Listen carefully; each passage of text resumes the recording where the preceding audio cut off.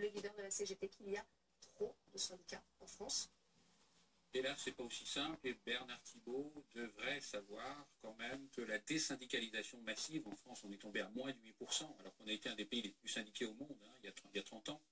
Elle s'est faite en bonne partie eh bien, sous sa direction, sous la direction d'ailleurs, comme François Chérèque, comme pour les autres grandes centrales syndicales, par des gens qui ont largement contribué justement à cette désyndicalisation, en ne pensant manifestement qu'à leur carrière et à la volonté de maintenir la paix sociale en échange de financement des structures, etc., et de leur propre retraite dorée, puisqu'aujourd'hui, comme on le montre dans les recadés de la République, Bernard Thibault, aussi bien que Thierry Lepan, Magui, ou même Laurence Parisot, d'ailleurs, se retrouvent au Conseil économique et social avec un bon salaire, et puis ils vont rebondir ensuite ailleurs.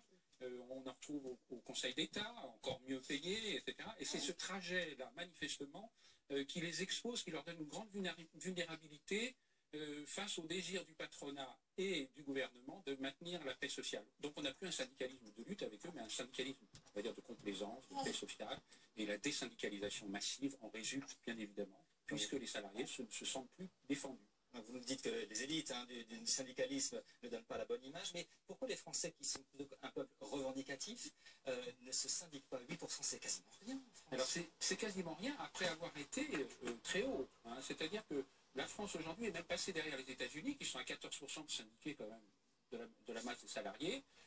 Donc ce qui s'est passé, on le voit bien, c'est un syndicalisme qui ne défendait plus les intérêts des salariés, avec un financement provenant des directions d'entreprise qui est devenu colossal et du gouvernement, donc ce qu'on appelle une corruption structurelle, pour ne pas parler de corruption personnelle, parce qu'on montre qu'il y en a aussi, et puis, encore une fois, pour les leaders syndicalistes, qui sont quand même responsables de ça. C'est facile de dire aujourd'hui qu'il y a trop de syndicats. Je fais remarquer à Bernard Thibault que le syndicat Sud, par exemple, qui j'imagine, dans son discours, devrait faire partie des syndicats qui devraient être éliminés, ces petits syndicats montent très vite. Pourquoi? Parce qu'ils sont toujours dans un syndicalisme de lutte, et qu'ils ne sont pas destinés à recevoir ensuite une place dans des placards dorés à, par exemple, 9 000 € aujourd'hui, comme François Chérèque par mois, hein, qui est à la présidence de l'action du service civique.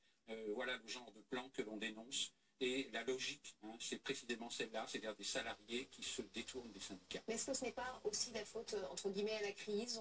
On tient à son emploi, on le garde. Il y a aussi également une grosse disparité en fonction des secteurs. On voit, par exemple, chez Air France, on peut faire la grève.